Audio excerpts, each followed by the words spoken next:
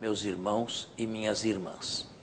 Na primeira leitura, Isaías nos diz que ainda que Deus nos envie o pão da aflição e a água da tribulação, Ele não se esconderá o seu rosto de nós.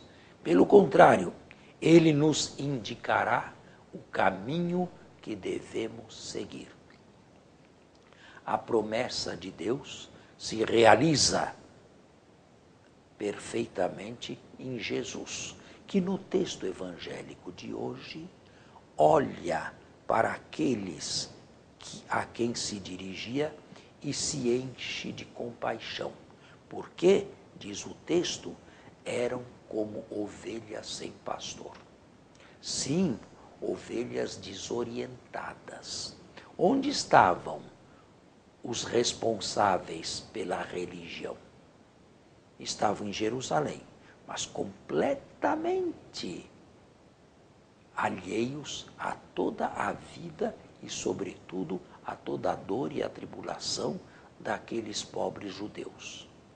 Onde estavam os fariseus, preocupados com questões legalistas da lei?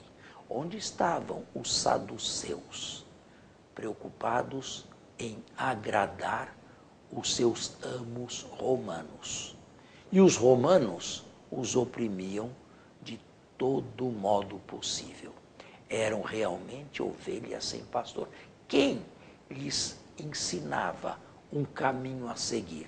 Quem lhes mostrava uma direção? Aquela era uma pobre gente de uma Galileia espezinhada, de uma Galileia onde a maior parte do que se recebia, 70% do que se recebia, ia para impostos, impostos aos romanos, impostos ao tetrarca Herodes Antipas, imposto ao templo.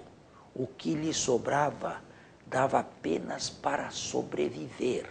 Mas isto aqui é apenas o lado material da existência. E o lado espiritual? Quem lhes indicava um caminho? As autoridades de Jerusalém, longe disto. Quem lhes indicava uma luz no final do túnel? Os sacerdotes estavam preocupados em realizar com esmero os sacrifícios no templo de Jerusalém. Não havia catequista, não havia pregador.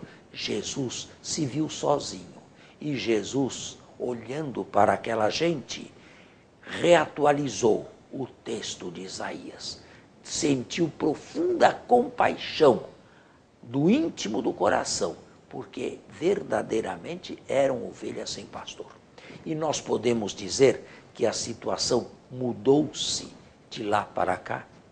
Sim, graças a Deus, nós temos sacerdotes dignos deste nome, pastores solícitos e preocupados com a saúde espiritual do seu rebanho.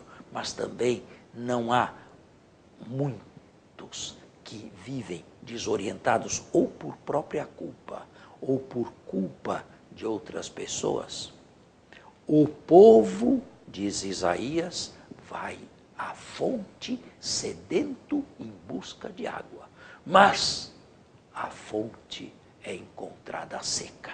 Que desgraça se o povo vem a nós querendo buscar doutrina e profundidade e contemplação da nossa parte, ajuda para a sua vida espiritual, alimento para a sua vida espiritual, e nos encontra mais secos, mais esturricados, menos capacitados do que ele mesmo. Que tragédia para nós sacerdotes se isto acontece conosco. Bem, hoje nós gostaríamos de pedir a Deus a graça de termos bons, santos e zelosos pastores.